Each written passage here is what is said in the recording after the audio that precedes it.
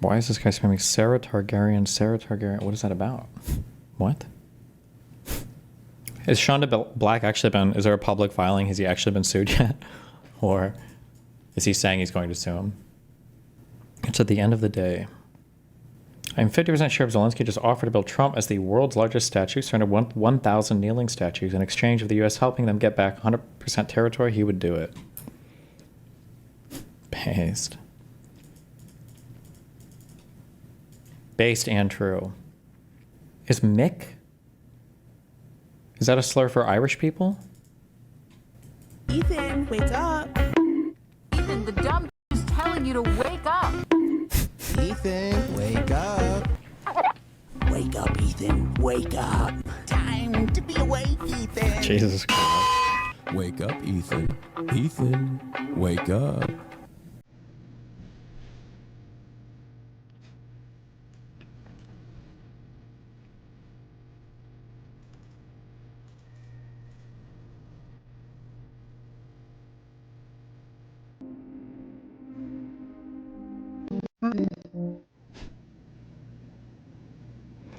The anti-woke family that moved to Russia, then the dad ended up on the front lines of the Ukraine war. I mean, there was also an anti-woke guy that moved to Ukraine and ended up dying in prison. His name was Coach Red Pill. All the highly enriched, do you have certainty that all the highly enriched uranium was inside the Fordo Mountain, or some of it, because there were satellite photos that showed more than a dozen trucks there 2 days in advance? Are you certain none of that highly enriched uranium was moved? Of course, we're watching every single aspect, but Jennifer, you've been about the worst. The one who misrepresents the most intentionally. What the president says. I'm familiar. About the ventilation shafts on Saturday night. And in fact, I was the first to describe the B-2 bombers, the refueling, the entire mission with great accuracy. So I take issue with that. I appreciate you acknowledging that this was the first operator. Damn. Oh, and that's a Fox News reporter. Damn. Bruh.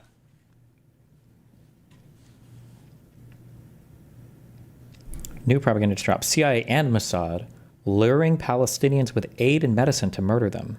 Death toll, 377,000 plus. All right, y'all, welcome to the show. We got a big one for you. So in just a second, just some... Why, if you're committing a genocide, if the U.S. backs you, everybody's open about it, why would you do this in such a convoluted, weird, secret way? Who knows? Let's find out. One sec.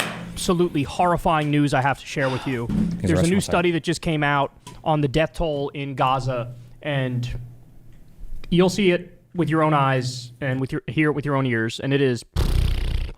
I've run out of words to describe the horrors that we've witnessed.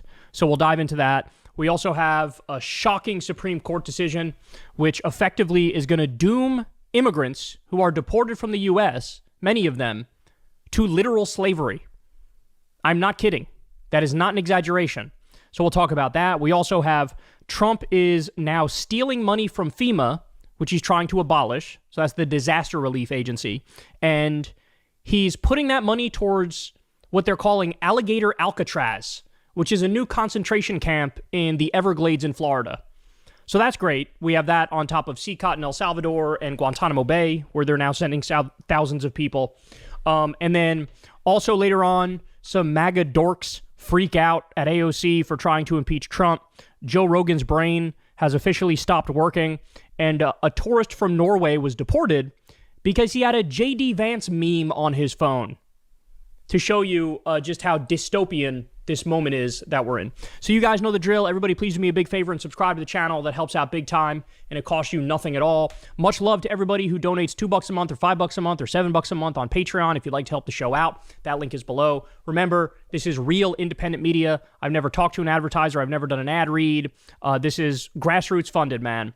We also have the default ads on YouTube, but there's a big buffer between myself and the advertisers. But you guys really make this show work from the ground up. Truly, truly appreciate it. You can also subscribe to Crystal Kyle and Friends on Substack. That link is below. And go subscribe to the Corin's World YouTube channel, where you can see the Kyle and Corin episodes, the new ones that have been dropping every single week. All right, y'all, let's get it. And unfortunately, we're starting on a really sad note here. So the Cradle says the following. Harvard-linked study finds Israel, quote, disappeared nearly 400,000 Palestinians in Gaza, half of them children.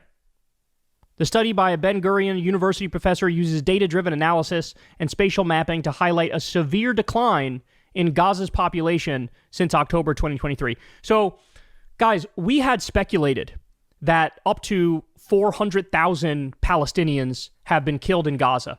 And the reason we speculated that is because both Donald Trump and Benjamin Netanyahu, when asked about what to do with the people that remain in Gaza, they sort of hinted that, yeah, we got to get rid of about like 1.8 million people. Well, if you do the math on that, if there were 2.3 million before, and now there's 1.8, I mean, the math, it speaks for itself. That the official death toll that's been reported by the Gaza Health Ministry of about 50 or 60,000 people, that is a severe undercount of how many people have actually been murdered by Israel. Well, now we have some validation. I should also point out there was that study of, I believe it was U.S. doctors who were in Gaza, who they did their own report at the time, and we're going back maybe 4 months now, and they said that it looked like it was at least 199,000 Palestinians who've been killed by Israel. And for the record, this is how genocides work, is that in the moment, you don't really have an understanding of the scale and the scope of the devastation and the terrorism. You only get a better sense after the fact. All right, so let's dive into it. A study published via the Harvard Dataverse reveals that Israel has disappeared at least 377,000 Palestinians since the start of its genocidal campaign against the Gaza Strip in 2023. Half of this number is believed to be Palestinian children. The report was written by Israeli professor Yaakov Garb, who used data-driven analysis and spatial mapping to show how the Israeli army's siege of Gaza and indiscriminate attacks on civilians in the enclave have led to a serious drop in its population. The 377,000 Palestinians who are unaccounted for due to Israel's genocide are approximately 17% of the Gaza Strip's entire population, which now stands at about 1.85 million. Prior to the war in Gaza, the Strip's population was estimated at 2.227 million. While some are displaced or missing, a significant number are believed to have been killed by Israeli forces, according to the report. The professor notes that the official death toll of 61,000 is clearly an underestimate, as victims who remain trapped under rubble are not included. Garb also condemned in the report the Gaza Humanitarian Foundation, a controversial U.S.-Israeli aid distribution mechanism launched last month. Quote, these aid... Can I just say it's very... Oh, fuck. Just Brandon just said this. Can I just say it's very interesting to me that you always hear this propaganda line repeated that, well, the IDF says one number is killed, but Hamas says another number is killed. But when all of the orgs have looked into it in the past, the Hamas number is actually pretty accurate, and Israel's number isn't that far off, so it's actually really accurate. But in this conflict, people are so fucking high on propaganda, it's not even enough to believe, because ContraPoints tweeted out the Hamas reported number, and that wasn't enough. People still called her a genocide supporter. Now you have to go with like the extra special super propaganda number that's higher than even what the Gaza Health Ministry claims, right? What? If we truly thought that, so many people were dead, why isn't even the Gaza Health Ministry reporting this? Like, hello? You're doing so much more work than even they're doing for themselves. Compounds seem to reflect a logic of control, not assistance, and it would be a misnomer to call them humanitarian aid hubs. They do not adhere to humanitarian principles, and much of their design and operation is guided by other objectives, which undermine their declared purpose. The UN has accused GHF of being designed to further the forced displacement. Since it began operations, GHF has led to the deaths of hundreds of Palestinian aid seekers by Israeli forces. The Harvard report is not the first indication that the death toll in Gaza could, in fact, be significantly higher than reported. The Lancet Medical Journal released a study in January this year revealing that the death toll from Israel's genocide in Gaza was most likely undercounted by 41% in the first 9 months of the war. The January study highlighted that around 59.1% of those killed were women, children, and elderly. The year before, in July 2024... Didn't you just explain the Gaza Health Ministry can't account for people trapped under buildings and stuff? First of all, you can. There are like missing people's reports and everything and all of that. So there are ways that you can kind of estimate it. Secondly, what, are we just assuming... we was out of the room for a second. Did they say, is there a specific way that they're estimating people trapped under buildings? Or are they literally just saying, I don't know, maybe there's 10,000 people under there? Like... Where the Lancet said Israel's assault on Gaza could lead to between 149,000 and 598,000 deaths. I mean, we witnessed a Holocaust, right? 9,000 and 5... First of all, this is a huge range. Secondly, This was like including every conceivable possible death that could happen, like as a result of people like being hungry or not getting like the proper medical attention, like everything like extrapolated out. So not just by Israel attacking people. Now you can say, well, maybe it's fair or not, but you're talking about over a quarter of the population dying here? Like 598,000 deaths. I mean, we witnessed a Holocaust, right? We're witnessing a Holocaust. We're witnessing a genocide. I mean, it's just the truth. I know people have been distracted lately because Israel attacked Iran, and then the U.S. illegally, illegally attacked Iran's nuclear facilities, an illegal and offensive strike against a country that didn't attack us and wasn't building a nuke. I know everybody was focused more on that, but this hasn't stopped. And in fact, the Gaza Humanitarian Foundation, we told you guys from the beginning, this was a CIA Mossad op, and it's a fake humanitarian agency. And what they do is they lure Palestinians from all over Gaza to come to a specific area in Gaza and say, hey, we're promising you food, we're promising you medicine. Then they show up, and in many instances, the IDF opens fire and murders them. Why? This is anti-Semitism, and this is retarded. This is retarded anti-Semitism. Like, just how fucking stupid would you have to believe, or would you have to be to believe this and then report it? Like, what? What? You have planes, like you waste all that money bombing all these fucking buildings, telling people to evacuate everything first, and you fuck up so much, right? Because they could have killed so many more people. You evacuate people from different halves of the country over and over and all this shit. You do all of that just to lure people to food stations and open fire in the places that are probably gonna have the most amount of people reporting, recording, and observing. Like, this is so fucking stupid. What do you think you're even saying? It's so dumb. Like, come on, what? Why wouldn't they have just blown them all up at the beginning? No, that would be so obvious. Okay, so what's the plan instead? To set up food stations over the Gaza Strip and then tell them to come for food. And then when they come, we're actually just going to fucking kill them there. Like, it's comically retarded. I'm not even kidding. It's some literal Nazi Holocaust-like nightmare scenario. And then beyond that, the long-term goal is whoever doesn't get killed, they'll keep having Palestinians move further and further away from their home, and then eventually they want to move them all to Libya. They've been trying to make a deal to move them into Libya, which, by the way, Libya is a failed state with open slave markets. So I wonder how that'll go if Palestinians are shipped there through no choice of their own, right? So this is where we are. This is what's happening. And I need to highly recommend that you guys do something. So much love and a big shout out to Dropsite News, because they've been on top of this like nobody else has.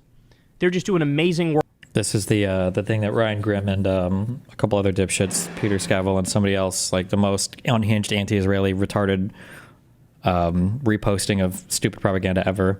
Work over there, Ryan Grimm and Jeremy Scahill, and they got sources on the ground in Gaza. And if you just scroll through their timeline, scroll through about 50 or 100 tweets, and your mind will be blown as to just the extent of the death and destruction Check and out all harm these tweets, and guys. terrorism that we're witnessing. So let's do a little bit of that here. Gaza Health Ministry, June 25th update. The Palestinian Ministry of Health in Gaza has issued its daily report on casualties from the Israeli attacks. This is just one day. One day. 79 killed and 391 injured in the past 24 hours alone. This includes 33 people killed while trying to access food aid. One day. One day. Here's some pictures of the Israeli army has killed 6 siblings: Ahmad Mohammed, Abdul Rahman, Yusuf Aham, and Shad Ayman al-Jamal, along with their mother, Hanan Khalid al-Jamal, in an airstrike targeting their home they were sheltering in the Al-Sabra neighborhood of South Gaza. And here, these people were killed. Most of them kids, as you can see. Most of them young men or kids. They were just murdered. Like, what home were they even in? I thought you said that the whole place had been leveled and all of it had been destroyed. And like, how are they even in homes anymore? Do they mean in a tent or like I'm half expecting to read, warning, new report reveals that up to 4 million people could be killed in the Gaza Strip. Israeli evil Mossad scientists with U.S. CRISPR backing, taking inspiration from 28 years later, have figured out how to revive Palestinians just to kill them again, because that's how crazy the Israeli genocide machine is. Like, it's I don't even know how you can have, like, how are there even people left to kill? I thought they were all starving to death. I thought they were starving to death for 2 years. Do Palestinians have humps in their back that they store food in? How are they still alive? I don't even know how are they still in homes to be bought? I thought all the homes were destroyed. How are they still getting bombed? Like, what? I'm literally talking about 1 day. 1 day is what we're talking about here. Look, I'll give you a warning in advance, but this one's hard to watch. Gaza Health Ministry warns of imminent collapse of medical system. Imminent collapse of medical system? I heard for 2 years that every single hospital had been bombed. How is the medical system not collapsed yet? Do they have medics who are like trained in white magics? Do they have healers and clerics? How is there any hospital here at all? I thought every single thing, I thought the whole place had been leveled. All of Gaza had been flattened. All of Gaza had been leveled. Health Ministry in Gaza has issued every single hospital had been destroyed. Every single medical center had been destroyed. So are they not? Are some still working? Did they rebuild them already? Like, what happened? dire warning. The Strip's healthcare system is on the verge of total collapse because Israel continues to block the entry of emergency medical supplies. Oh, on the verge of total collapse.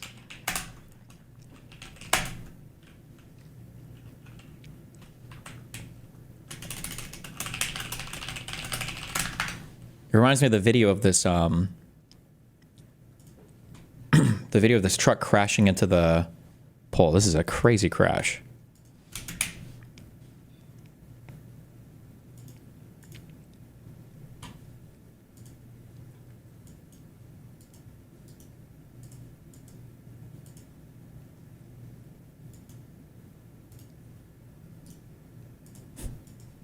It's coming.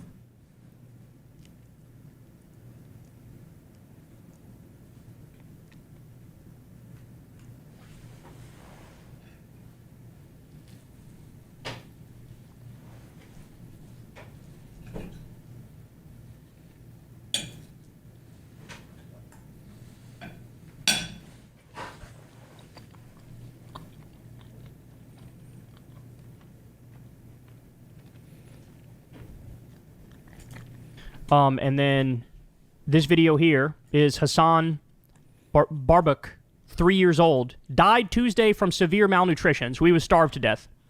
Severe malnutrition. Just him? Only one person? There's not multiple. 2 million people, and they managed to starve just one guy? What? Kidney failure, enlarged liver, and acute acidosis. His family issued multiple urgent appeals to transfer him abroad for treatment. Israeli authorities denied all requests.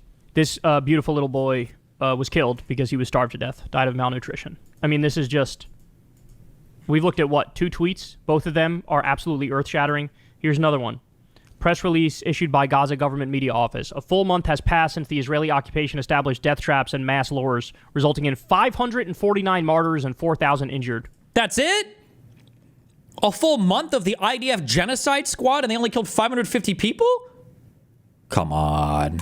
39 missing persons. Quote, "This is the suffering we want the world to see. Every second, one of us is killed. Every second, someone is killed just trying to bring bread home for their children." Home where? I thought all the homes were destroyed. From inside the Zakim area in northern Gaza, displaced Palestinians tell Sahat English how aid deliveries have become death traps where flour is mixed with bullets. Telling who? I thought journalists weren't allowed into the Gaza Strip. They call it the death arena, a place where Palestinians face a daily ordeal, just to feed their families. Every second one of us is killed. This guy's explaining what they're going through. I literally can't imagine. I can't imagine. And I want to show you one more thing. This is what it looks like at these fake aid sites where they lure them and then murder them. Oh, we've got a video of it today. Okay. This is what it looks like. Show Ready? us.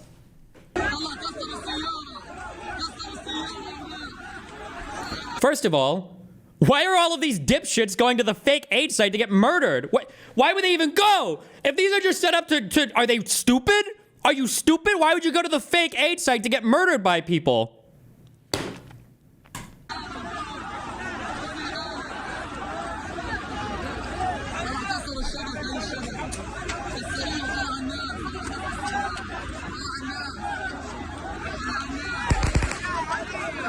What is even happening here? It looks like I don't even know what's going on.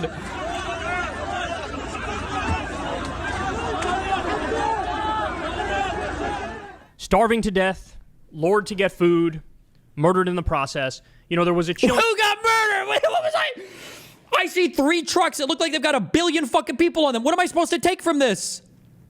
starving to All these motherfuckers, and they've got the most advanced weaponry on the planet, and they only killed 25 of them? death, lured to get food, murdered in the process. You know, there was a chilling quote from a top Israeli government official recently where he said, we can kill 100 Palestinians a day and nobody stops us. We just get away with it. People are like used to it. So now if we kill 100 a day, everything's fine. Issued by Gaza. If you killed 100 a day, then why is it that in a full month, only 549 died? Shouldn't it be 3,000?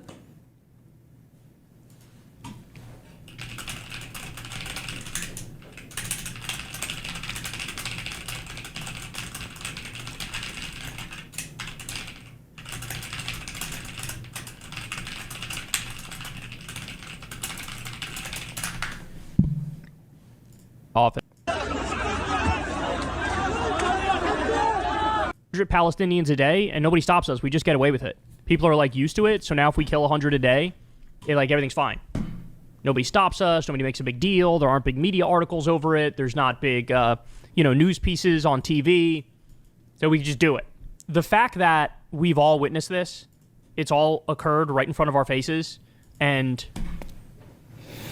everybody seemingly got used to it or passively accepted it, that has proven to me that there has been zero evolution since the horrors of World War II and the Holocaust.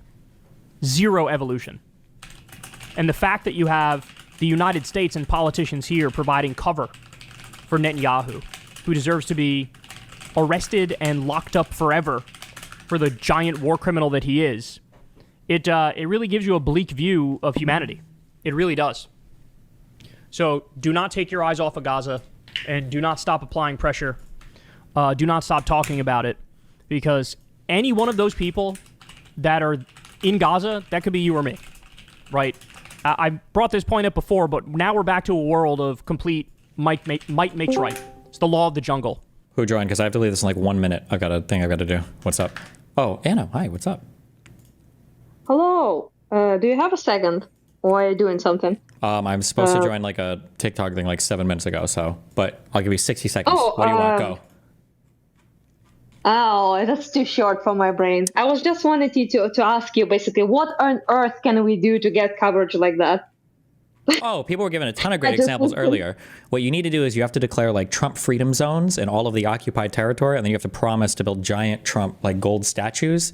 And then every time you guys like go into combat, you should have like Trump pins on you, because if Trump sees like his shit getting blown up, it would motivate him to actually care and go and do something. I think you got to appeal to Trump's narcissism in every single conceivable way. Well, that's interesting plan for Trump and MAGA guys, but how in the actual fuck do we get like 1% of the drama this guy just put out talking about Gaza? Like, how do we get that like sympathy or whatever the fuck he just showed? Like 1% of that. I don't need 100, just 1% of this. That's because the bro just called it Holocaust and all the other things. I can't get a concessions from people in the West that there is an intent in Russia. I can't get a concession about the abduction of children, about the mass rape. You've been used as a weapon of war, which everyone conceded to, UN, like literally Human Rights Watch, everyone. I can't get anything. I spoke with people just yesterday about the prohibition of Ukrainian language officially in occupied territories. Nothing. No reaction. So how do you get anything? Like the train was shot out just days ago. Like whole train was blooded, 100+ people injured, 17 killed. Nothing. Not a thing. So what do we do? Like, what are our chances? Yeah, I don't know. It's pretty. I mean, the nature of the conflict is just, Ukraine West bad, so no one cares. Palestinians anti-West good, so everybody cares. It's stupid as fuck, but that's unfortunately that's where we're at politically right now. Yeah, I was just thinking like maybe there's a way like to somehow change that, because I recently just was thinking like maybe we're doing like something wrong. Maybe we're doing like, I don't know, like it just boggles my mind. I don't want a competition, just to be clear. Like I find that distasteful. I don't want to like. It sounded like I was joking, but like unironically, have you seen the way that Duterte. I don't know how to pronounce this fucker's name, I don't remember the guy's name. But the head of the United Nations, not United Nations, Christ, the NATO guy who comes from the Netherlands, the way that he talks to Trump. Yeah, whatever. Yeah, I saw that. Yeah, like the guy's messages to Trump and everything is like, coming 1 sec. Wait, hold on, sorry, fuck. The guy's messages to Trump are literally like, "Good morning, Trump." Like it's like an announcement for some event I'm going to in a week, and I am on some live in a second. Oh, I see. It's just strange sound. I don't see you, but I hear the sounds like you're about to shoot out a school. Oh, no. It was just like, what the fuck? If you read that guy's messages to Trump, or if you look at the way that he talks, it's literally like, "Good morning, Mr. Trump. Thank you so much for inviting me today. Like, the sun is shining and it's beautiful because of your beautiful face. And NATO is so thankful that you're here to help us, and we need you so much. And like, we're so happy that the U.S. is here to save us and do these wonderful things because you guys are so wonderful." Like, that's how he talks to Trump, and it works. And Trump comes away thinking like, "Oh yeah, like yes, like they need us, and it's so good." I think he literally called Trump daddy, right, in the last set of text messages from him. It's cringe, but that's literally how you have to do it. That's how you have to appeal to him. He's a fucking child, yeah. Strange is an interesting way to put it. Like, should we really lower ourselves to all of that? Maybe it's better to be nuked by the end of the day. Have you thought of that? Yeah, I mean, maybe that's, who knows? Yeah, it's wild. It's wild. Yeah. Well, I just also saw some very fun statistics recently that have been out there. I just didn't see them, but apparently, just to highlight the whole scale of the situation that nobody talks about. So currently, there's estimated 1.5 million homes in Ukraine that has been damaged or destroyed. Mm-hmm. That's current estimation. Do you want to guess how many were destroyed or damaged? Exact same statistic during World War II in Ukraine. Just guess. 250,000. No, there's no way. No, It must be 2 more, million. right? Okay, yeah. Because I'm pretty 2 sure million, they yeah. walked through Ukraine when they were going to Russia for the Germans or whatever. Yeah. So, but okay. Yeah, and also occupied all of that, but 2 million. Mm-hmm. And now it's 1.5 million. So close enough, you know? And you have to consider too that it's even worse because like World War II is like a marching army with like primitive weaponry, like shelling and destroying without the ability to actually target anything. And it was with because Germans, you know this, right? Like Germans and Russians fucking hated each other, like wanted to murder and kill. With the Holocaust, the Holocaust, it was like 7 million Russians like killed in. What? They did hate each other. They were friendos for a while. Then it turned to shit, basically. Well, because the soldiers themselves, I'm pretty sure the Russian and the German citizens did not like each other. Like I think it was more. I think there were more Russian soldiers killed in the camps, the death camps, than there were Jews. I mean, that's not exactly correct to say Russians because Ukrainian, Soviet Belarusian Empire people, members. You're right. Yeah, that is true. And I guess right now that distinction does matter because Putin's trying to obfuscate that. So yeah. It mattered before as well. They just like to use that as a propaganda tool, basically. So you only say Russian when it's like convenient. For example, if you want to say Ukrainian collaborators with Nazis, you will speak about Ukrainians. Sure. Those Ukrainians, right? And if you speak about the glorious Red Army heroes, you casually forget to mention that 7 million of them were Ukrainians. Yeah. It's kind of like that. But it is worse. But also, there's another funny statistic. Do you know how many artillery shells were used by United States in Gulf War? No clue. 100,000? 60,000? Okay, 60,000, yeah. And you use 34,000 artillery shells in invasion of Iraq in 2003. Okay. So 34,000 artillery shells you used in Iraq, United States, and 60,000 artillery shells you used in Gulf War. Do you want to know how many Russians used in Ukraine? Artillery shells. Try to guess. 50,000? 17 million. Okay. Jesus. Yes. That's just me trying to fucking paint the situation, okay? In comparison. So yeah, same thing like with guided bombs. For example, USA and UK together. I don't know how to separate them because the statistic doesn't separate. But UK and US together during Iraq war used 19,000 guided bombs dropped on Iraq. Russia dropped 51,000. Not good. That, yeah, you can say not good. Not good applies. Not good. Yeah. All right. Also, by all Yep. statistics, ours and other people's, that's the last thing I'm gonna say. 97% of targets were civilian, 3% were military. Excuse me, sir. Like, why isn't this? Oh, I give up. Anyway, that was my little frustration rant, because those stats are like murderous. Okay. Yeah. And and just feels a little bit off, feels a little bit not nice. Well, Yeah.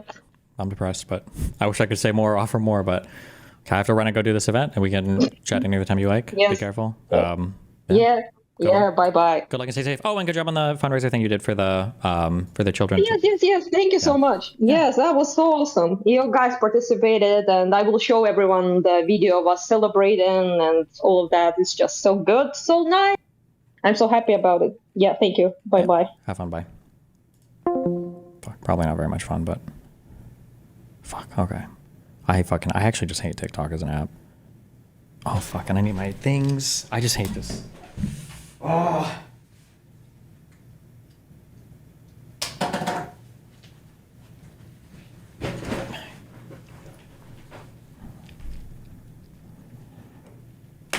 Join.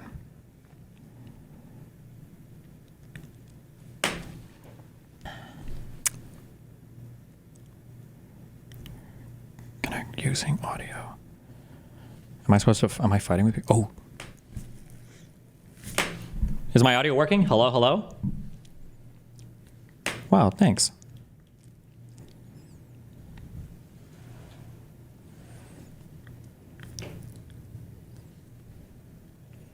If my camera's on this, am I counted as like being live? Is that like a live for me? If my camera is turned on for this, does that count as me being like live? Am I like in a live or?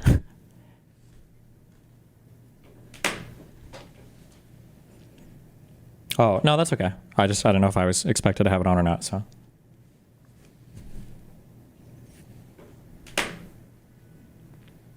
You'll be connected using audio only. Okay, I'm figuring this out. Hold on. Oh, hi. Okay.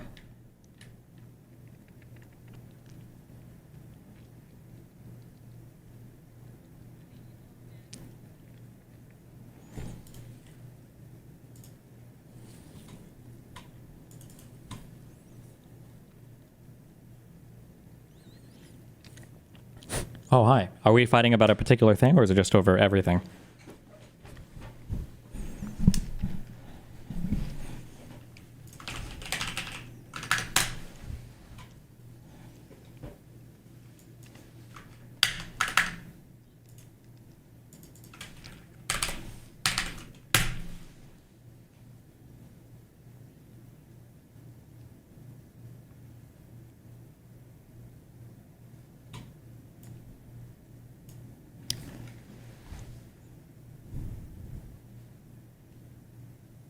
Oh, fuck.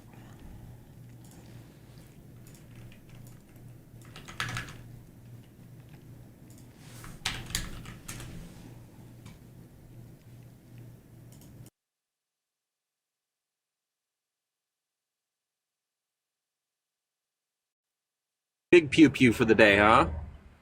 He's your guys. He's your guys' debate bread and butter. Hey, it's better. It's better than Dean and Parker. That's for sure. Are you a big MAGA person?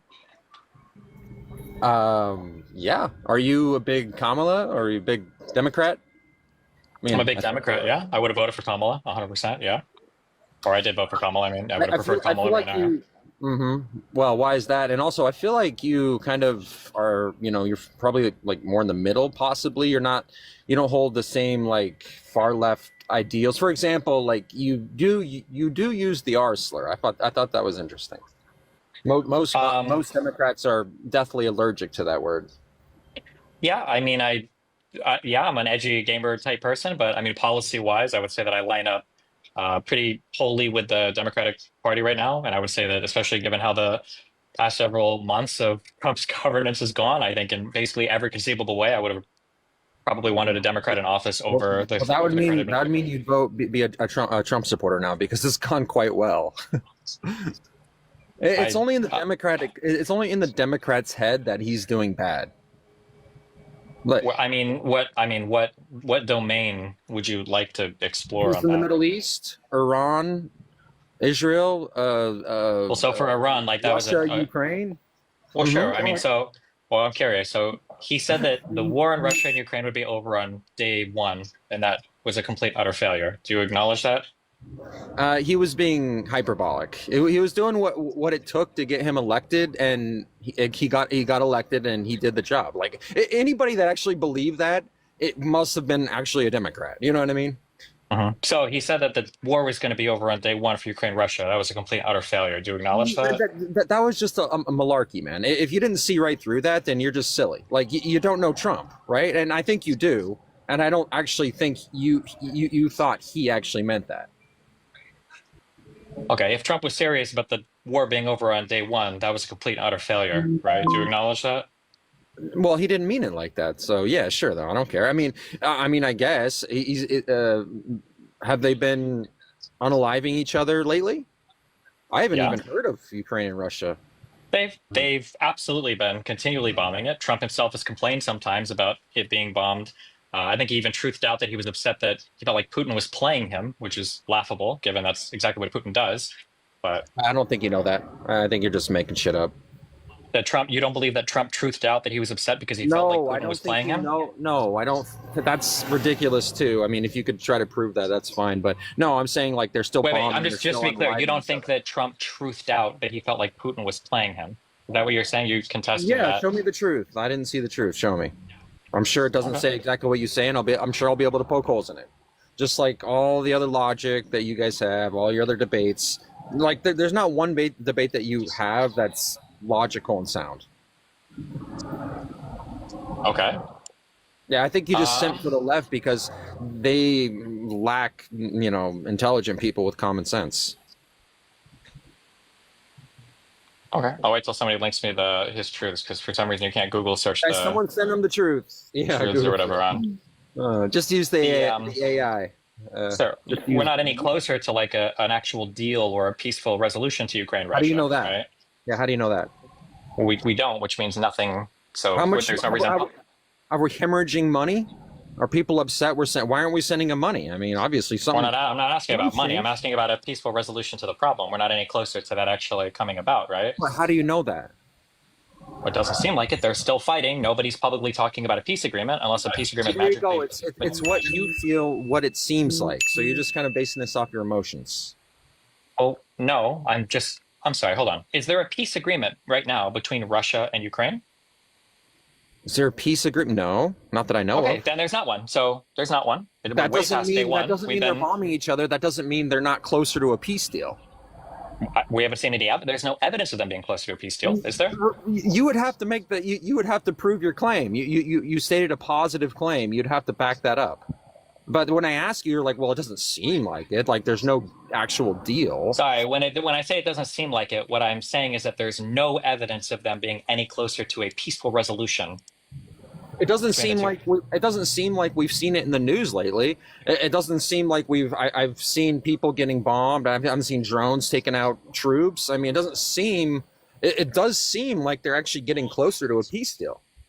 And maybe that's just incorrect. They're still fighting. They're still attacking each other. There's nothing. How do you know that? There's no indicate. Right. How do you know that? We can Google. We can literally look up articles of attacks. Google it. Show me. Yeah, you made a claim. Now back it up. Yeah, you know how this Google things work. You still aren't able to show me the first. I just Googled Russia attack Ukraine, and I see in Politico.eu, Russia kills 17, injures scores in one of its deadliest attacks on Ukraine. Amid its summer offensive in Ukraine, Moscow hit industrial center Dnipro a day after slamming Kyiv with missiles. Wait, are you saying their deadliest attack was unalive 17 people? You got to use TikTok for any language too. Can I see the source? And what's the date on that source? Can you blow it up?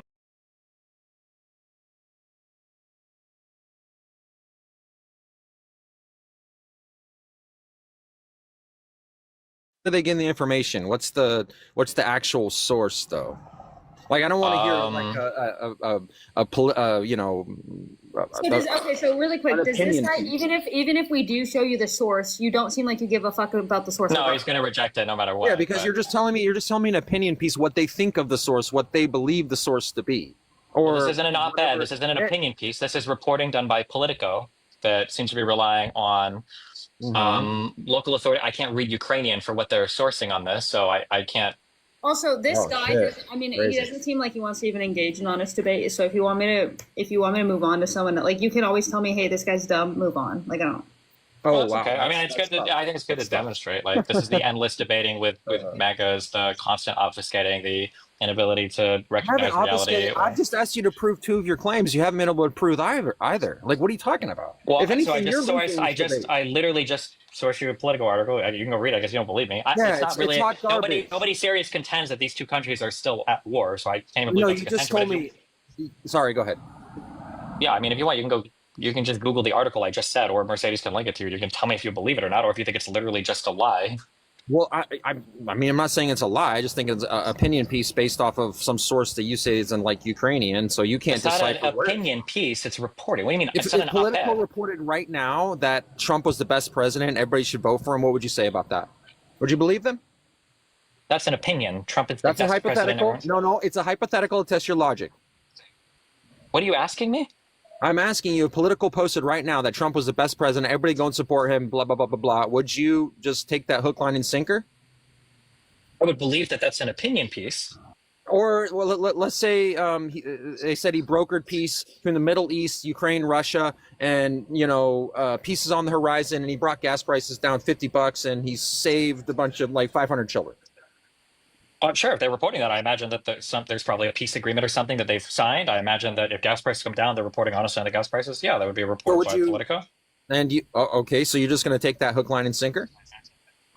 I don't know what you mean when you say hook, line, and sinker. I imagine they're reporting that. I would doubt they would just be totally fabricating numbers on their site. So I would probably believe the reporting on that. Yeah.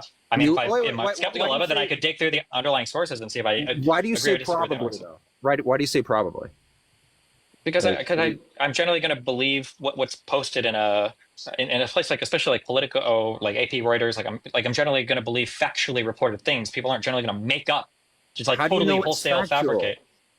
Because I'm reading it. What do you mean? How else would you know? Okay, but you're saying generally, as in like it's not always the case. It's not inconceivable that somebody could make a mistake or report something incorrectly. That happens. But Yeah, just short exactly. of me flying to Ukraine and personally visiting Zelensky and then personally asking for visual proof so that I can see a document signed, at the end of the day, I'm always relying on somebody reporting something, no? Yeah, and what you rely on is not so great. I mean, that's all I'm getting at. You would kind Who of do you have to rely on agree. for reporting about Ukraine and Russia? Who do you rely on for your reporting for that? I just rely on my intuition, basically.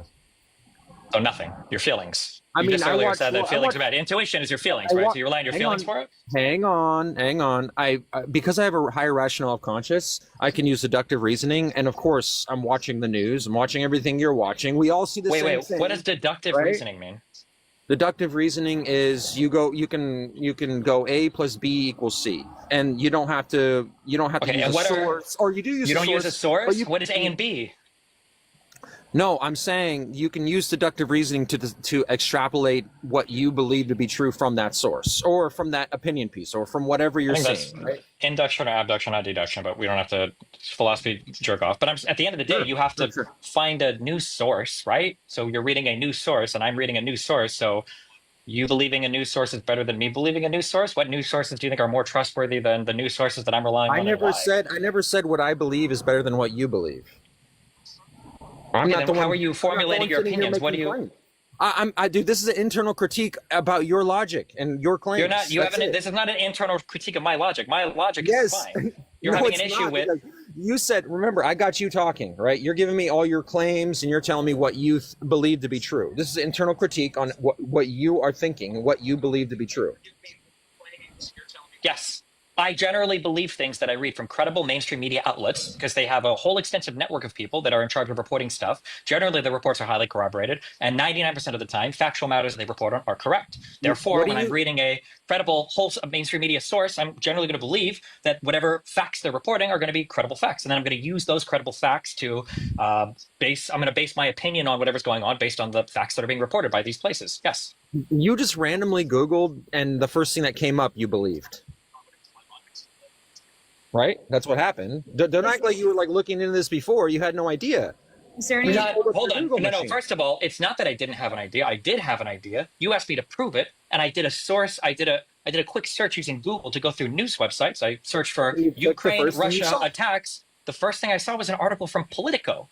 You know what the way they get to the top of that Google search is by paying, right?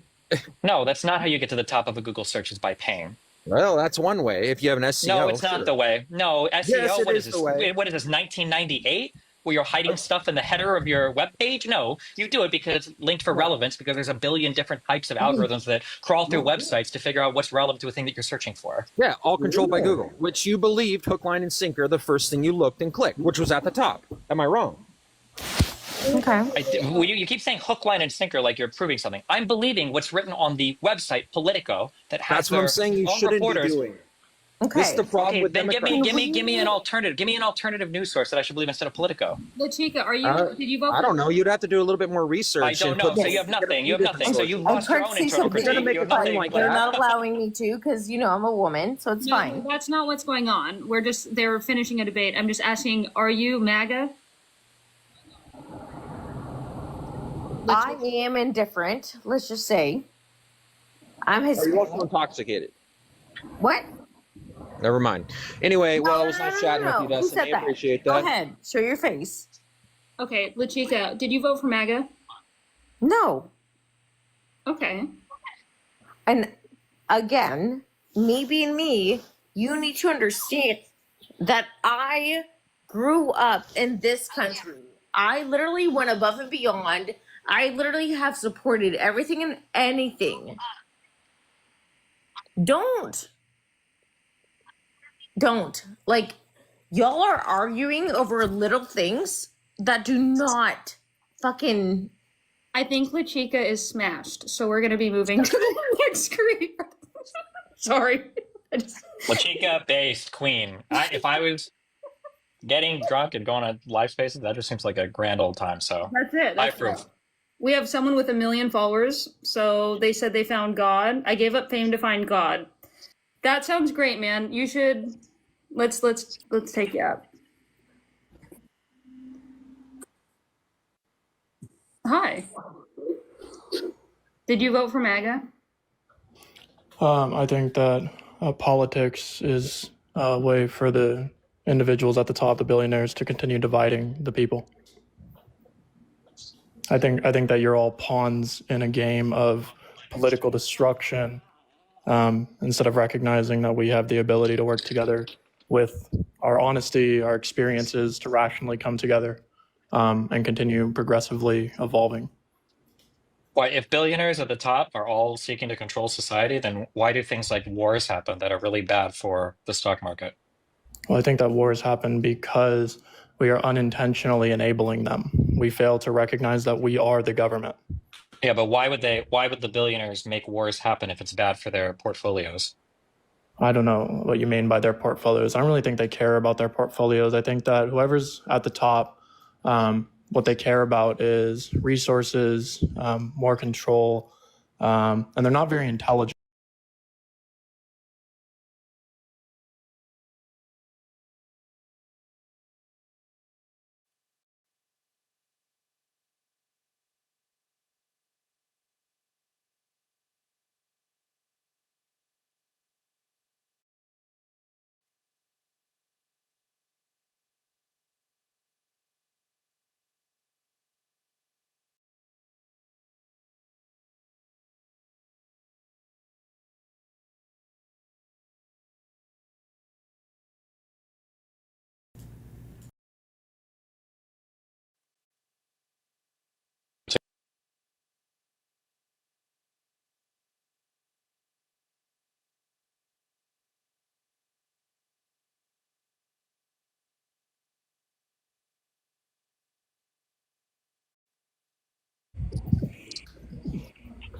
Yeah, like any evidence at all that this is like a true thing? Oh, yeah. The evidence is going to be it's self-evident. When you look at literally any kind of problem, literally point to anything, it's going to stem You can't. from. The evidence can't be that it's self-evident. I would just have to assume everything you're saying is true then, and I. Oh, okay. So when I'm saying that people at the top are going to benefit off of division, this is just going to be synthetically true because the more divided we are, the more that they get to control us rather than us controlling ourselves. Wouldn't it be wouldn't better? Wouldn't need you be able to them. control a society that's more unified rather than a society that's more divided? No, the society would be controlling themselves. We wouldn't rely on things like money. We could have like barter systems. But why is a barter system better than money? Well, when we're analyzing money is going to, it's not actually analyzing like our skill set, right? It's just another form of manipulation. So like, let's say that you had the skill to fix my sink and I don't know how to fix my sink, right? Mm-hmm. Then we work together as a community and you are willing to go and help people with their sink because our unity is all that we need. Okay, let's say that my skill was fixing like complex problems with your plumbing, but it takes me like 2 days to do that project. What am I supposed to eat while I'm working on your plumbing? How do I get food if I am only able to Well, do if we're that working, skill? well, the more organized that we are, then the more like the farmers would want to be farmed. Like we all have an intrinsic desire, right? Sure. Right. So the intrinsic desire is going to be reflected within a social model if we're safe enough to reflect that. So the farmers want to farm, and through their farming, they get to Wait, provide why would doing what they farmers want want to to farm? do. It's their intrinsic desire. We just went over this. No, you asked if we have intrinsic desire. I think we do. I think for like Right. things that are pleasurable and fun, but I don't think it's Yeah. fun to farm. I don't think you have an intrinsic desire to work. Then you wouldn't be a farmer, right? I think that there are people like my father-in-law. It loves farming. Okay, He's a so farmer. If your father-in-law wasn't getting paid for it, do you think he would farm for free? yeah, I grew No, up. I think he loves farming. Yeah, if there wasn't a societal need for like money, yeah, he would still want to farm. He loves farming. Yeah. Do you think I- people feel He that way? lo- But or sorry, go ahead. I'm just saying, You I know, grew like up farming. That's all I've ever done, and I literally just did it because it's what put food on the table. And then like when I continue farming in the future, it's to make money. I don't know if you've ever been in the fields, but I just don't think that's because I have an intrinsic desire to be out there. Yeah, I don't think we yeah, could fill every single job in society with an intrinsic desire to do a particular job. I don't know if we have enough people that would want to be heart surgeons or want to be farmers or want to be tailors or craftsmen or whatever. yeah. I mean, I think that this does exist when there's a need. We're talented, evolved enough, sophisticated enough to fill these slots, and I think that you're seeing this, right? Like you experience that these discussions just create more division. They create more turmoil. Well, to be clear, They- we don't see that anywhere. There's never been any evidence in all of human history. The only evidence that people will work is usually in exchange for something. That's why even your alternative we to would- money was another type of currency or transaction, we which would- was bartering. what we would be getting is the fulfillment of our social, like if it's true that we are social creatures, then our intrinsic desire is to be able to achieve together socially without manipulation. So like think of it like this. Do you agree that me and you are speaking a different language right now while operating under the same alphabet? Depending on how you want to define the words, sure. Well, yeah, everything is just going to be based on how we're defining the words, right? Well, I mean, but what you just said was reductively meaningless. I mean, like, we're speaking the same language if the language is English, but if you mean we have a No, different that's- concept that's- of how that's the an world would work. alphabet. English is not an alphabet. The alphabet is whatever I don't know what it's called, it's characters or whatever. English is the language we're speaking. Yeah, so we have, okay, so we don't have like an English alphabet? There is an English alphabet, but English is the language that we're speaking. The Right. No, script is like language, Latin or whatever. I don't know, whatever. the language that we're expressing is operating under a specific alphabet that is conveying personal truth that we find meaningful. That's how we communicate. This is Jordan. All right, regardless of all of this, the point of this live is obviously to talk about politics. You don't want to talk about politics, but if I can bring it to something that does relate to it, you yourself said you don't play the game that is politics. So are you saying that you didn't vote in this last election? Oh, no. I vote for the then- people. And who did you vote for in the last election that represented the people? I vote for us. I vote for communicating with people to help them understand their privatized personal language system, not to tell them that they're wrong or to destroy them or to be a linguistic terrorist, but to show that me and you can say different words or think that something could be beneficial. But if both of our words are truly good, then we can meet somewhere in the middle. That's what I vote for. That's what I believe. Okay, I understand that, but isn't there one administration that is trying to take away those words that you can say to others versus another one that promotes actual free speech? Wouldn't you want to vote for the party that does do that? I mean, I think if you're not gonna vote, then why are you? I mean, the conversation is not going to really go anywhere because it's going to go in circles with this. That was Jordan Peterson's long lost son. So we're going to go on to Dor. Thank you. Yeah, I mean that guy. I don't know. Me? Are you talking about me? Yeah, Trump's #1 guy. 17. Truth nuke. Yeah, I'd like to talk about immigration. Is that all right? Yeah. Yeah. So I advocate for a complete, basically, moratorium on immigration. I believe we should take almost the most restrictive stance as possible. I don't think immigration is beneficial to society or the country, or at least our country. And I'd like to defend that proposition. Yeah, I mean, immigration is clearly beneficial in a number of ways. It just matters what you care about the most, I guess. What are the things you're trying to protect by restricting immigration? Well, what do you mean by, well, you say it's beneficial in a number of ways. We can go over the number of ways you think it's beneficial, and we can go from there. I mean, labor is literally one of your most important inputs for an economy. It increases the supply of labor. It increases the ability for businesses to operate.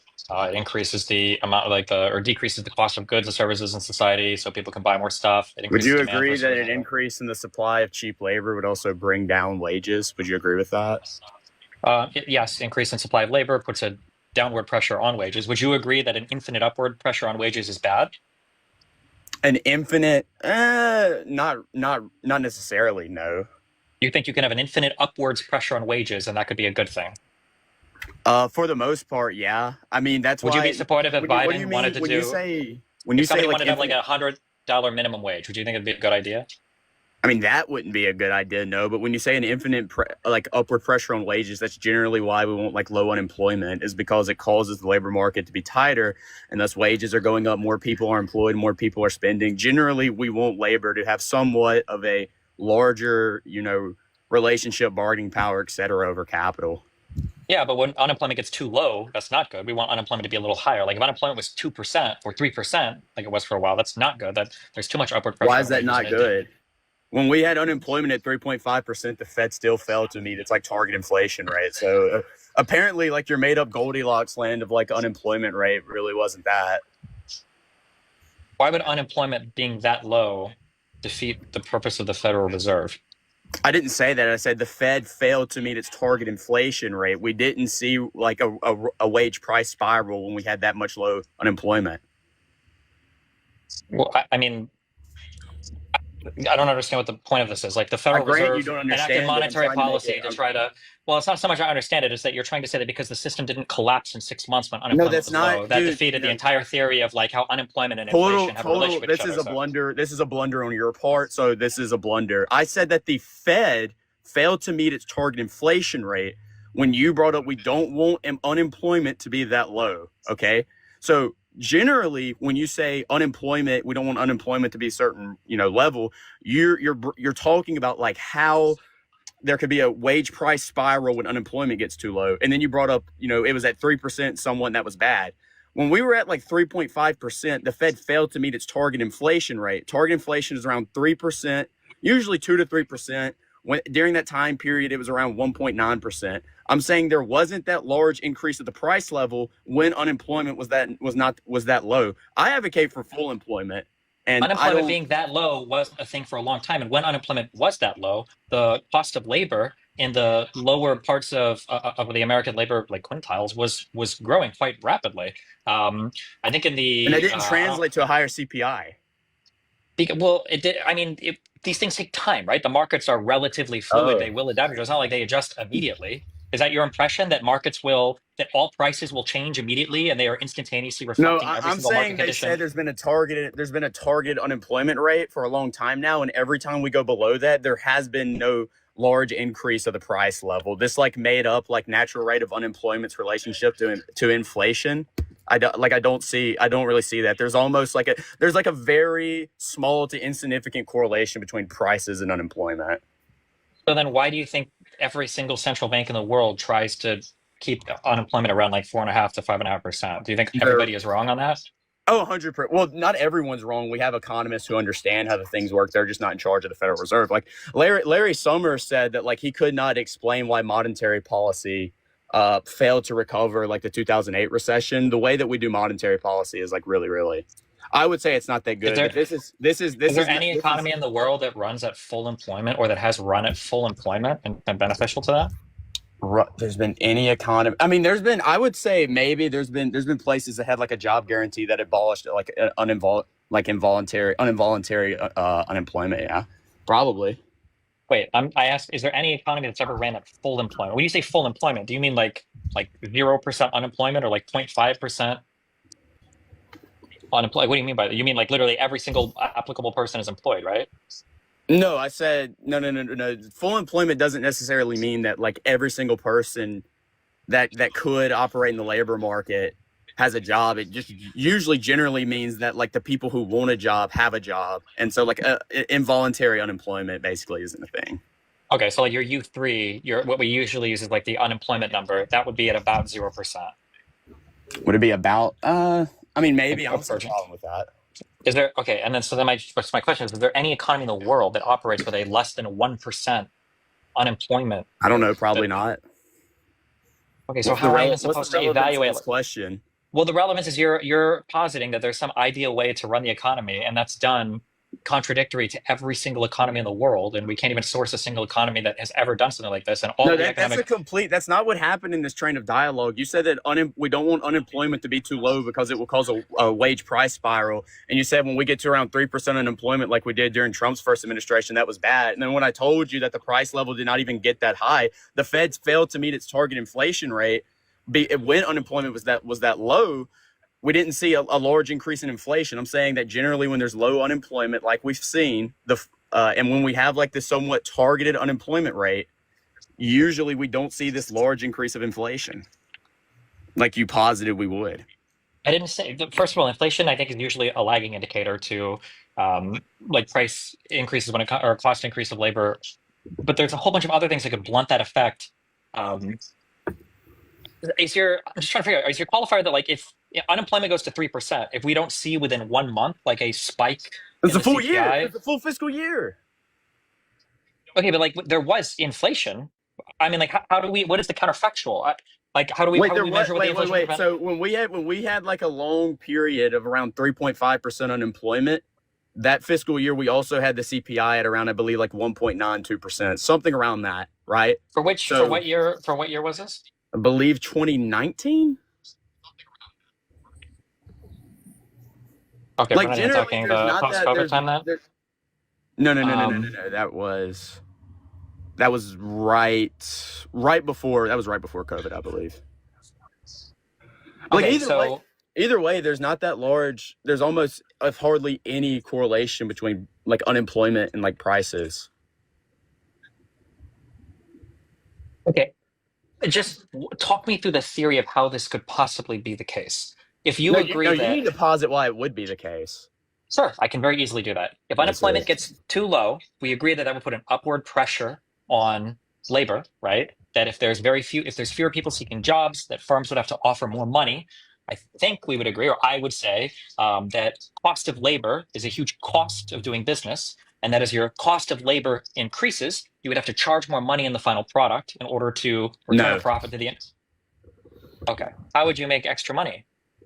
Oh, yeah, because when people are making more money, they're also spending more money. So as people are spending more money at businesses, you're usually going to see the profit margin go up as people are spending more. This is just but if you're spending more money, that means if you're spending more money, that means that the prices went up.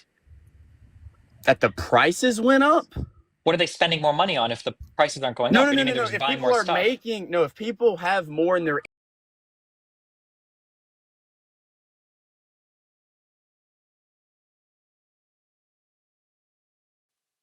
buying more things because they have a larger income.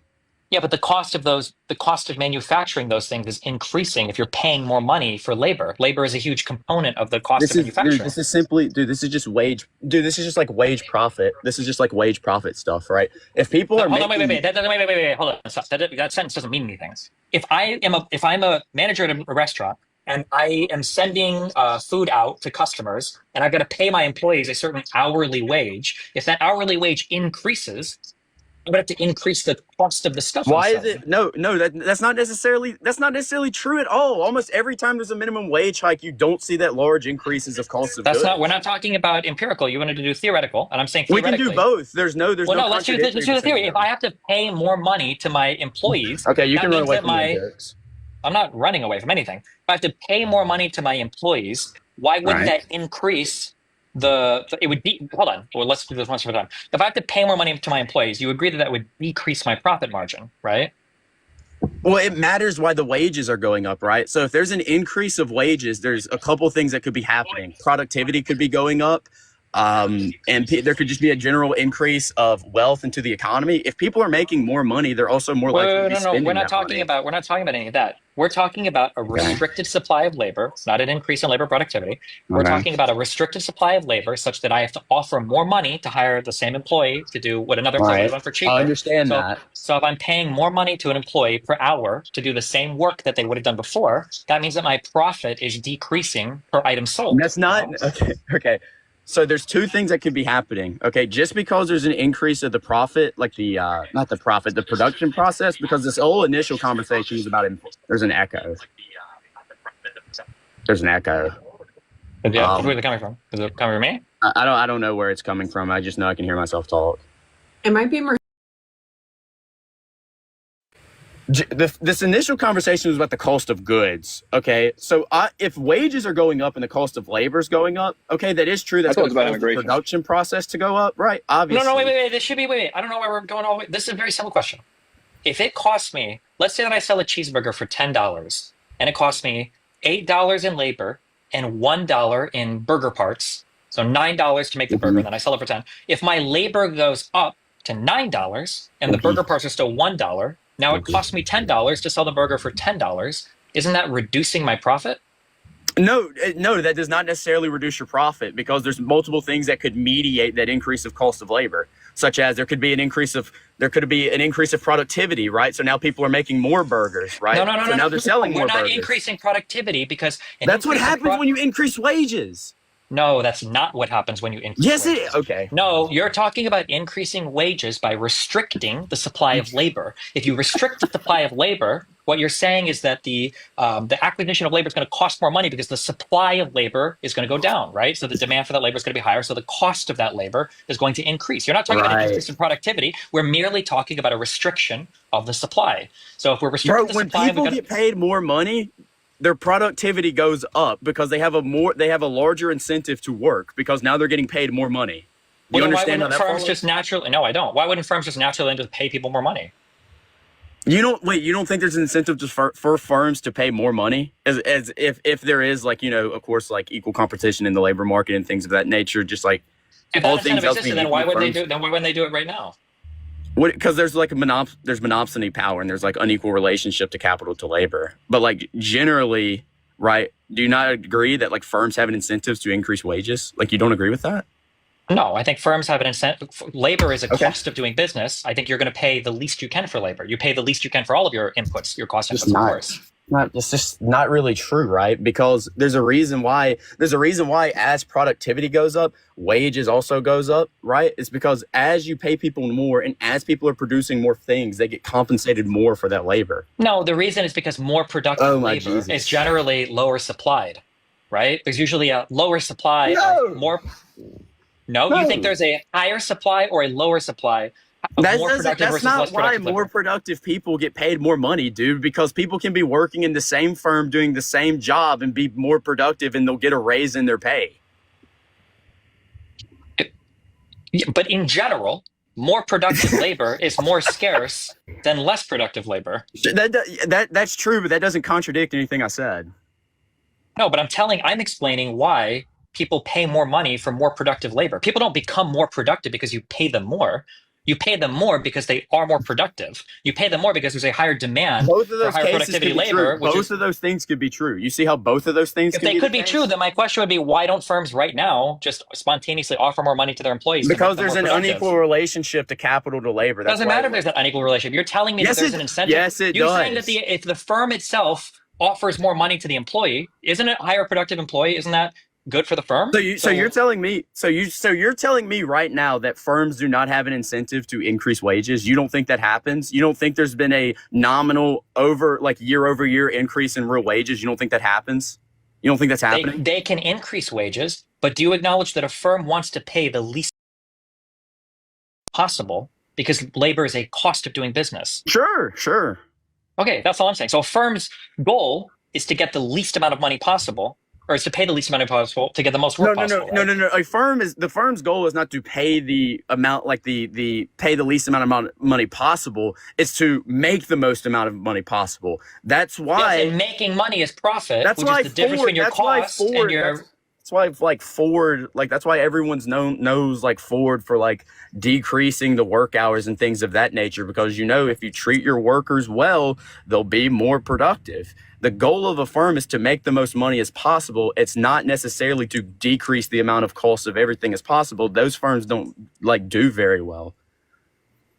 I mean, there's going to be a limit, of course, because there's going to be hopefully other firms competing with you for paying employees a certain wage. But in general, do you agree that employees are trying to get the most money possible for their labor? Yeah. So why wouldn't the contrapositive of that be true? If employees are trying to get the most money for their labor, then shouldn't firms be trying to offer the least amount of money for the labor? No, that doesn't necessarily follow, right? Because, employees, their salary is reliant on their labor. Okay, they're reliant on the business. Okay, the business is not, their profit margin is not necessarily reliant on their employees. Do you see how that follows? Okay, No. we're gonna let RC have a go at it because people in the comments. Okay, it was nice talking to you, Destiny. I hope you like your relationship with your son fixes because you blocked him on Thanks, bud. Twitter. Don't worry. I hope my relationship with your mom continues to be great. Yeah, real good, funny, Ode. How it is. What a note to end on. Yeah, I think zooming in, we should take LGBT out of schools. Zooming out, it's immoral. Like gay kids should be kicked out of school, or what does that mean? No, stop teaching the LGBT agenda to children in public schools. What is the LGBT agenda? Talking about these adult sexuality. Don't tell children that. Let the Just parents use- tell them that if they want. RC, just use language that won't get the live ban. I'm Oh, sorry. What did I know- say? What did I say that I can't say? Smexuality. I know it makes it sound like a bunch of immature 5-year-olds. I get it. It sucks, but Yeah. it is what it is. The sexuality of adults don't need to be taught to children. If the parents want to teach them that leave it to the parents, but not teachers. You don't think it would be relevant for some author, artist, leaders background that they might have an alternate orientation? It's not their moral obligation to tell children that are not their kids that. No. It's not about a moral obligation. It's about teaching the facts of history. Well, it's immoral though. These relationships are immoral, and they're trying to they're desensitizing it and making it seem like it is normal and fine, and it's not. So we have a clash.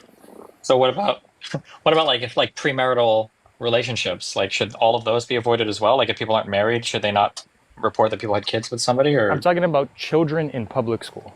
Yes, and I'm talking about, should you teach children if a leader or two people had a kid who weren't married yet? No, don't tell.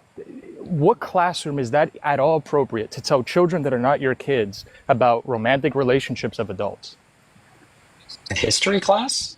History class, they need to talk about adult romantic relationships to children? Well, if you're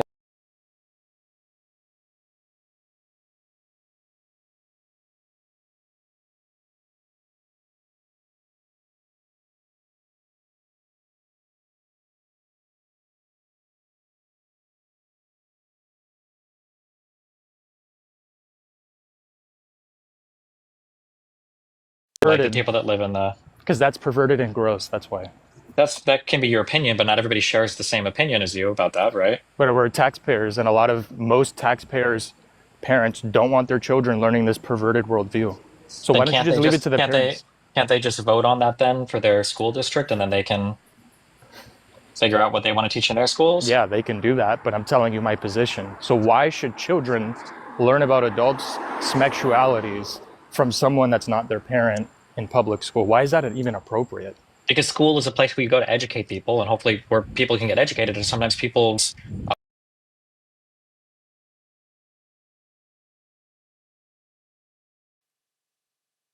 What is a child learning that a grown man puts his wiener in another dude's butt? Education. That's disgusting. It's perversion. I mean, I think if you're fixated on the actual sexual act or whatever the act itself, yeah, that would be kind of weird. I don't think you need to go over that. But I think that learning about a person's orientation might be relevant to the struggles or whatever that person faced in life, and understanding that might give you some insight or understanding into it depends on what you're studying in history, I guess, right? Well, I mean, he can. I think he's fine to come back as long as he censors those words. He won't. That guy is. From what the chat says, he's notorious for saying anything he can to get a live taken down. But he will. Huh? He'll respect the rules. Just tell him what he can and can't say. But I can't like if he is every single time he says something, I can't just be like, okay, you can't say this. Okay, you can't say this. Okay, you can't. I mean, by the time we get to all 150 words that he blurts out, that would be common sense not to say. The live. Yeah, I was just saying if you bring him back to count. Oh, you go ahead and you do your thing. Oh man, I don't even know what to argue with Destiny about. I was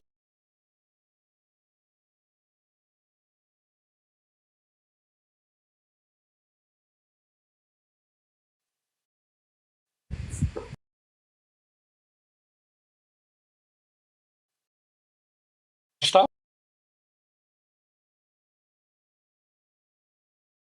You're just nearby.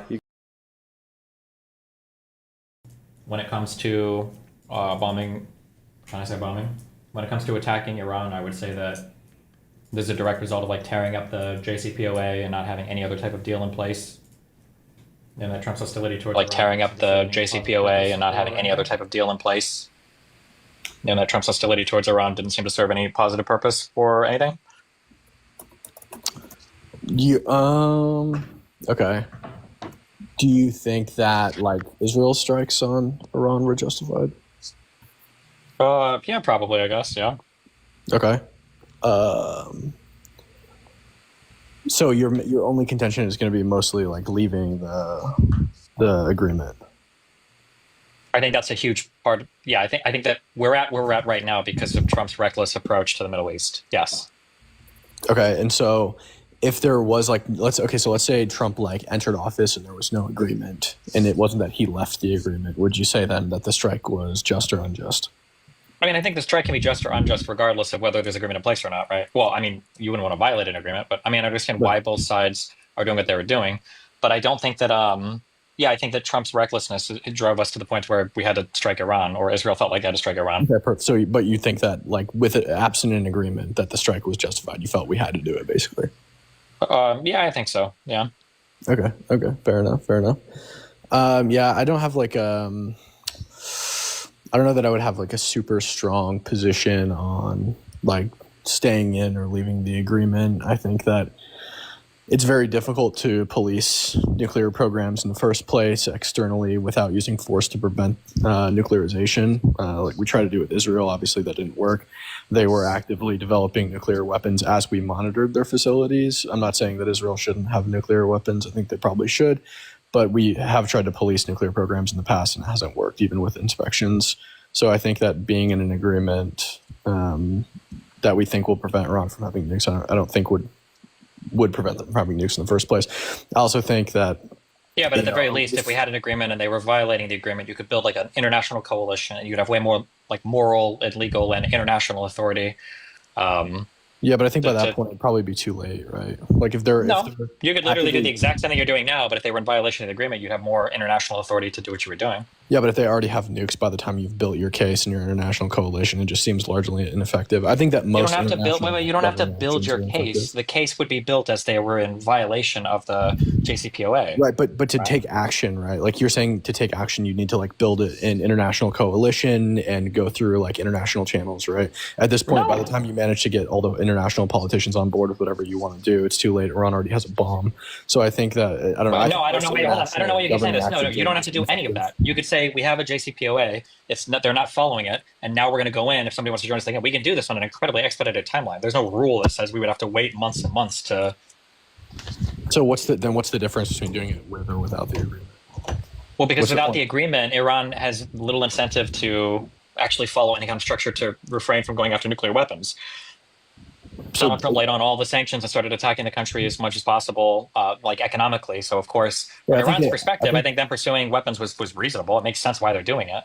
I think they always have an incentive to pursue nuclear weapons regardless because Israel has nuclear weapons. So like, I think they did it before because Obama was able to release funds to them that have been locked up. Like you could put them on a path towards economic stability. Yeah, like you would want to incentivize them or massage them in a way where, look, there's a good reason not to pursue nuclear weapons because you get these benefits. But then Trump took all of that off the table when he left the JCPOA. Right. I don't think that it's a good idea to prop Iran up in the first place, right? So if you use force to prevent them from having nukes without propping them up, I think that's probably the most ideal option as opposed to like giving Iran money. Because do we want Iran to be a failed state? Wait. Again, we were doing the same thing with Israel. We were giving them money and weapons and they developed. Israel's not a failed state. That's not even remotely related. I'm saying what should the goal be for Iran? Iran's not a failed state right now either. Sure, but do you want them to be a failed state or what is the goal for Iran? No, we don't want them to have nuclear weapons. We also don't want to prop them up, though. They're our enemy. Okay, so then the goal is to... We know they're hostile, right? So giving them money probably isn't the option. We don't want them to have nukes. We should use force to prevent them from having nukes. And we also shouldn't prop them up with money. It doesn't make any sense. It's not about propping them up with money. It's about just not sanctioning them. Because we give them money and weapons doesn't mean that they're going to not develop a bomb, right? Again, we did this exact same thing with Israel. Now I'm more sympathetic to Israel because they're not hostile maniacs, but we gave weapons and money to Israel and told them they can't develop a bomb and did inspections in their facilities, and they still developed a bomb regardless. I don't know what the tie to Israel has to do with this. I'm looking at for Iran. Okay, I agree we don't want Iran to have nuclear weapons, so I feel like we should pursue the path that makes the most sense to make it so they don't get nuclear weapons. And it seems like some level of economic cooperation was good there. But then the point is that we had a denuclearization or a nuclear proliferation agreement with Israel as well, and they did it anyway. We did all the things with Israel that you're saying we should have done with Iran, or that we did do with Iran, and it didn't work. It was a different time. It was a different time. So what? It was a different set of conditions around the planet. It was a different set of things going on that enabled Israel jointly with South Africa to do the research and to do the testing and everything to procure nuclear weapons. But this was done in the 70s or late 60s, early 70s. There's more access to information about how to develop a bomb. Like Sure, Iran. but I'm just saying that just because Israel developed a nuclear weapon back then doesn't mean that everybody will take the same process. Like I think things have probably meaningfully changed around the world. And if we think it's inevitable that they're going to secure a nuclear weapon, then what? So do we just keep bombing them every time they go for it, or? I suppose so. I mean, tell me this: what conditions are different now? Wait, but you understand that we didn't just like send Iran like a bunch of billions of dollars. Like you know that we're just unlocking sanctions, and they actually don't have direct access to that. Yeah, money. why should we unlock sanctions to our enemy? Because sanction is a punishment, no? But yeah, that's true. Sanctions aren't just punishments. Wait, but the money. Wait, do you understand how they get access to that money? Because the way that they get access to that money is tracked. Like we track what they do with that money. Well, we don't. The United States. I'm sure. So like. If Iran gave us money, we're tracking the money. Like I doubt it, right? Like we really probably have no idea. Look at the organization that tracks it. And again, just because you have inspections or you're tracking whatever doesn't mean anything. Because again, we did this exact same thing with Israel, where we policed their nuclear facilities. They were producing energy. We told them don't produce a bomb, and they did it anyway. We gave them money, we gave them resources, and we said we'll give you all this stuff. Don't produce a bomb. We're going to do inspections. They did it anyway. So I want to ask Stephen, what conditions he thinks are different today that would... The conditions are that we really don't want Iran to get a nuclear weapon. I think we were a little bit more indifferent to the South Africa-Israel nuclear projects. Okay, it was the Soviet Union time, and people were getting nuclear weapons, and I think we kind of like weren't as concerned with it. Okay, so the argument is just that like you think we basically like just let Israel get a bomb even though we were inspecting their facilities? Do you think it was like I think basically, I mean, we knew they were testing it, right? There, I don't know what the name of the island is or whatever, south of South Africa, but like we saw the nuclear testing happening. But I think we were just kind of like indifferent-ish to it because it was us versus the Soviets. It was the Cold War. Like we didn't have the strongest opposition in the world to Israel getting a bomb. Like, do you think we had the same opposition to Israel getting a bomb back then as we do to Iran getting a bomb now? No, I don't. No, you're right. I think that we probably pretty much let them get a bomb. But like, regardless, I still think that like whether or not we, do inspections in their facilities or whatever, I still think that doesn't stop them from getting a bomb. Because like in reality, we don't have people on the, like, we don't have like an intelligence apparatus that is capable of like monitoring everything that Iran is doing, especially if they're doing it underground. Like we have Well, the only thing we needed access to, I think, was their nuclear facilities where they're doing all of the uranium enrichment, right? It's not like you can hide that. Sure you can. I mean, sure you can. You could just build a facility in a different place. Like I don't think that They're it would be huge difficult. facilities that require a ton of energy. You can't hide 1,000 centrifuges, right? I think their current facility is pretty hidden. We know where it is because we're doing inspections on it. But I don't think Well, that if we say we know where it is, I feel like that's the opposite of it being. I still don't think it would be difficult for Iran to hide the development of a nuclear bomb, regardless of whether it was the same level of. If we believe that, then shouldn't we be like bombing them like into another administration right now? Then, if we think they could hide and possibly secretly go for a nuclear bomb right now. What was the question? You make it sound like there's like an inevitability right now then that they're going after nukes and that they're going to get a nuclear bomb, and so shouldn't we just like bomb them for? Sure. I think that we should like basically obliterate their capability of having a bomb for sure. Yeah. Okay, I guess I feel like right I would now, hope that there would be a better way to do things, that like you could use like the carrot instead of the stick, and I feel like the Obama path on that was better than the bomb stuff that's going on right now. Do you think that it would make sense to like use the carrot instead of the stick on North Korea?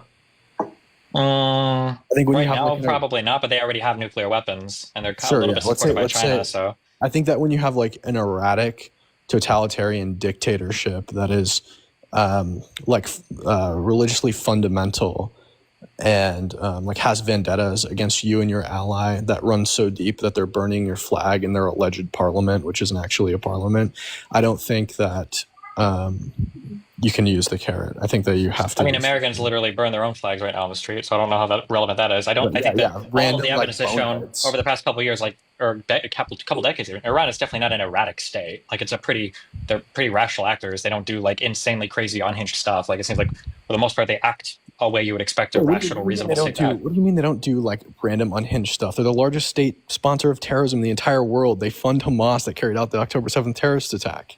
What do you mean they don't do erratic stuff? Yeah, but if they're operating via proxies, right, they're doing it because they want to maintain some sense of legitimacy as a country. And that type of plausible deniability or plausible extension shows that they're not just an insane, unhinged fundamentalist state that would, because otherwise they would just do it themselves. They wouldn't. They wouldn't. They're doing it through proxies, not to maintain legitimacy. I don't think they care what like the international community really thinks of them. Evidently, to some extent they do, right? Like everybody knows that Wagner Group was part of Russia, but like Russia still operated over Iraq, and they have that plausible deniability there. But everybody knows it. The reason that they're doing it through proxies is because they're not capable of waging an intercontinental war. It's not because they want to maintain international legitimacy. It's because, okay, we have a group positioned here that aligns with our values. We should just give them money so they blow up Israel for us. It's cheaper, it's more effective, and you don't have to wage a cross-continental war. Yeah, these things all sound like rational actors conducting warfare. But they were irrational. They would just try to rally up their army and go do a ground invasion of Israel, or just like constantly shoot missiles. It's not rational. Killing over 1,000 people and funding the killing of over 1,000 people and thousands of missiles going into Israel aren't rational things because How is that not? Wait. How is that not rational? If you hate a country, you want the people to die, and you're trying to kill them. Isn't it super rational to fund proxy wanting all groups? their people to die is not rational. How is it irrational? You can't hate a country it's irrational to hate a country and want every person in that country to die. The people who were killed in October 7th largely weren't military targets. It sounds like you're using rational and irrational in place of like thing I agree with and thing I disagree with, or thing I like and thing that I don't. No, it's like. erratic. Like you could be. It's not erratic at all. It was very intentional and targeted. What is rationality, Destiny? Rationality is in there is some outcome that you hope to effect, and you want to maximize. In this case, the state, like your own survival. So just having an outcome and acting strategically on that outcome is rational. So like if I buy a gun and go shoot up a school, that's a rational action. Bro, if your goal is to just in a video game, Minecraft. In a video game. If your goal is to remove children from class as much as possible, then yeah, that would be irrational. That's crazy that you would agree that that's irrational. It's erratic and irrational. Wait, stop saying erratic, because you're throwing that in there. What is the difference between rational and irrational? I'm just operating off of Steven's definition. He said that rational acting is any time that you seek to achieve something and go carry about out. the appropriate measure. Yeah. So like, for instance, if I really wanted my girlfriend to love me, and then I text her and call her 5 million times because I feel like she's not returning my calls quick enough, I would say that person is being irrational. That's not very irrational, because you're literally not going to effect the outcome. Sure. So then I'm just like using like when I say irrational, I'm not speaking in terms of like it's what's the best way to put this? I'm not saying rational or irrational in terms of I have a goal and I know how to logically carry out that goal. Are you saying something like against like your first order interests or something like that? Like Sure, probably. Or like I mean, that might be a weird. I think that's kind of idiosyncratic. yeah, no, it makes. I mean, what Destiny's saying makes sense. That is like probably a legitimate definition of rational, but unlike not in the colloquial sense. Like when most people say, like this person is, a school schmooter was being irrational, or it's irrational to schmoot up a school, right? I think most people would like consider that irrational, but they're not talking about it in the sense of this person had a goal and logically acted. I mean, we can use different words if we want, I guess. But it's important when we're talking about a state, because rationality and irrationality, I think, are important because they help you predict the actions of the player, right? And Iran, for all intents and purposes, is a rational actor, and they give a forewarning before they attack sites. They did it with the base in Qatar that they bombed. Yeah. They did it after we killed Soleimani. So this is a rational actor, and the way that you would treat them would be a lot different than you would treat. I would argue somebody like ISIS. ISIL, I don't know what I can say on here. I would argue that that was an irrational actor. These people were actually insanely fundamentally driven, such that like if I had to choose between those people having a nuclear, I don't know if I can say that, weapon versus like Iran, I would choose Iran a million times over. Because Iran is a more rational, self-interested actor that isn't going to do things that would immediately cause it to self-destruct. Whereas if the other people in the desert had a nuclear weapon, I think they might self-detonate it in a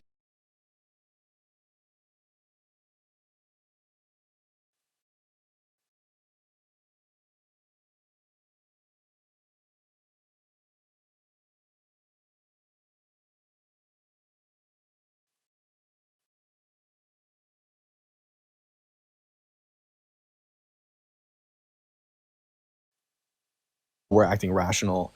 I think it does come from self-interest, which I guess under your definition would be rational. I think the reason they do it is because in the Middle East, well, actually two reasons: A, posturing, and B, in the Middle East, it's like very obvious if somebody attacks you, like you have to respond or you're viewed as weak. And if you fail to act and you fail to respond, you risk being overthrown by your own people because you're weak. Now, Iran is probably less susceptible to that risk because they're a more stable country than others. But I mean, that's almost the same as like what we're doing. That at least the first condition is almost the same exact like reason that we go and bomb Middle Eastern countries is because like we can't be seen as weak. We have to be the strongest military in the world. Like exactly, yeah. Well, yeah. Also because like look at 9/11 for example. If Al Qaeda was to like blow up the two biggest towers in the United States and murder 3,000 people and we did nothing, that would just tell other fundamentalist groups like, go ahead, it's fair game, nothing will happen to you. Which is again the same reason why Israel had to retaliate after 10/7 or whatever. Yeah, so I mean, I guess my only point is that if we agree that Iran acts with rationality, that they don't want to collapse as a regime and they want to get something done, that if you use the carrot, that they might be more incentivized by economic activity and the growth of their economy, and the people might like that more, and the leadership would be more stable, rather than just constantly bombing them and expecting something magical to change. I guess that's how I feel like it'd be a better way to lead, but that's my perspective on it. Yeah, aren't you a libertarian? Like, do you not hold to like the gentlest means principles? Oh, how did you know that? I don't hold. So I'm like I'm like a minarchist in terms of like government action on its people, but I think that it's very difficult to maintain libertarian values when you talk about geopolitics and foreign policy. Like most libertarians, I think would probably not want any war, right? But unfortunately, war is a fundamental fact of reality, and it happens, and it's the world we live in. So it's like very difficult to hold libertarian principles on the international stage as it relates to war and foreign policy. I mean, I still don't think that like there's been a reason given why we should use that type of approach versus the other type of approach. Like, especially if you're typically a libertarian, like I'm not sure why you wouldn't apply that type of gentlest means principle here. Like that. Yeah, because these aren't like the act. So like generally when I'm talking about like libertarian theory and like capitalism and how I think the government should govern its people, I'm going to be, again, talking about how the government should govern its people. These are defensive actions. They're not how the government should govern its own people. The only way this would apply is like, let's say there was a one world government, which I don't support, right? Then you could, if two regions go to war with each other, two states within this world government go to war with each other, you could apply like libertarian principles to prosecute each of them in some way, but that would still probably result in war. So in terms of like war and international conflict and foreign policy, it's really impossible to apply libertarian principles, I think. Right, but what would they, okay, but I mean, look, you're giving me the reason why you would apply it in the United States specifically for our people. And then you're saying, okay, well, we should be able to like apply a different principle outside of this for some reason, because I feel like there will be war afterwards. I'm not sure. And it really is. I mean, it does basically like boil down to libertarian principles, honestly. Like, I guess more so with like Israel, but not this specific thing. We're kind of defending our friend a little bit here. And also, obviously, we don't want Iran to develop a nuclear weapon that's capable of striking the United States, because as of right now, they're not capable of striking the United States. But we know that they want to kill the United States because they openly chant death to America. So I don't know. We are. I mean, tons of countries. Like if you go there, you can find some right wing extremist group that's going to say like death to America, like that. Right, but it's not a right wing extremist group. It's their government. Well, some of their government officials are saying that, yes, but yeah, there's not evidence. They're actually like chanting it in massive halls with their politicians. Okay, look, if there's not evidence though that has resulted in some like full out war, or it's like a threat. If there's not evidence that that's going to be the case here, I don't understand why you would take the more aggressive approach. So like in terms of like non-aggression principle.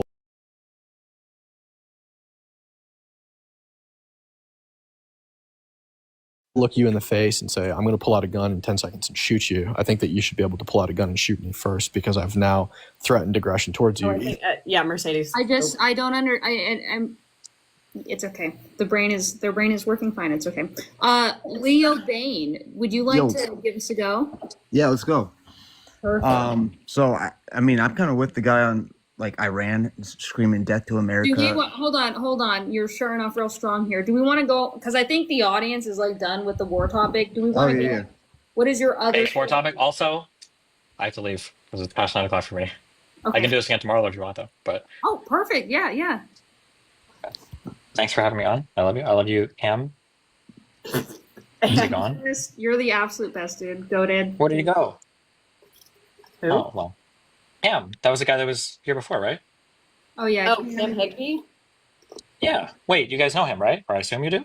Yeah, I thought you've talked to him before. No? Yeah, that's why I said I love him. I said I love you, Cam. Oh, girl. Okay. Never mind. No comment. Wow. Okay. All right. I love you guys. I'll see you guys later. Peace out. Bye. Later. Bye. Bro cannot figure out how to That leave. was way more confusing than it should have been. Okay. Dude. I hate using my phone. I just hate phone apps, okay? I will figure this out, though.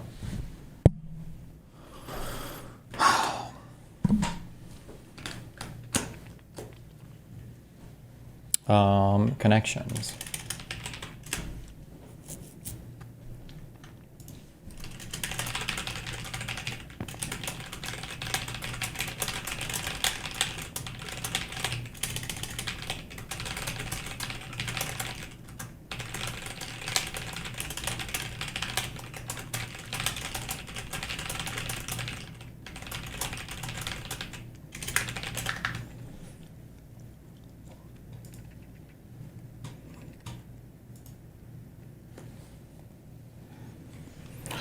Love lace. Hold on. Ugh. Lovelace, Enigma, Sewing, Suits, Vending, Hawking, Dressing, McQueen, Goliath, Protein, Pinball, Damages, Cheese, Bojack, Matlock, and Lettuce. These are shows, right? Lovelace, Suits, Bojack, and one of these is also a show. McQueen, is that a show? Oh, Matlock, that's a TV show, right?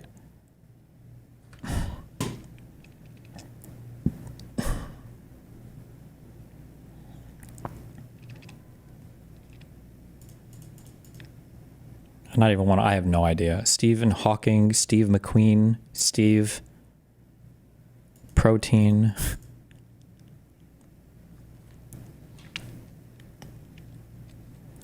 cheese, lettuce, dressing, and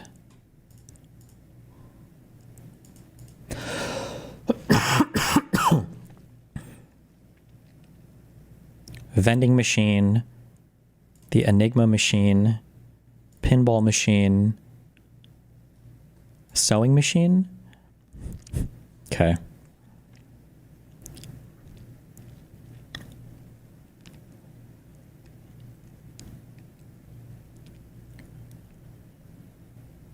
Protein damages, cheese, lettuce, Goliath.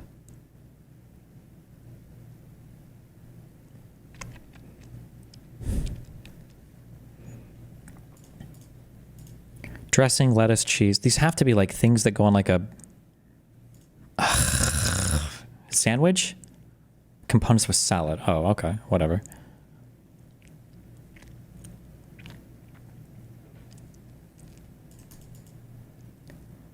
Goliath? Is that a TV show? I don't know. These have to already guess this. Oh my god. And it wasn't even one off, right?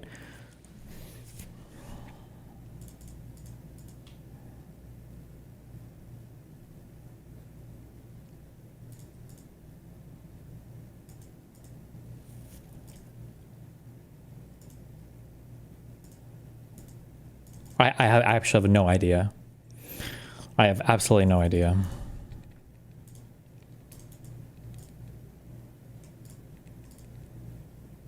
One away. I'm shooting in the dark so much.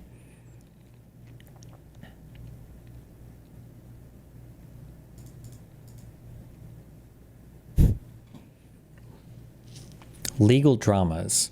Damages, Goliath, Matlock, and Sue. I actually don't even know what Matlock is about, so I would have never gotten this. Ending with playing cards. Jack, King, Ace, and Queen. Oh my god. All right, have fun, be careful. We're cappuccino, cappuccino, cappuccino, cappuccino, cappuccino, cappuccino, cappuccino, cappuccino, cappuccino, cappuccino. Catch you guys next. Stream right now, don't die.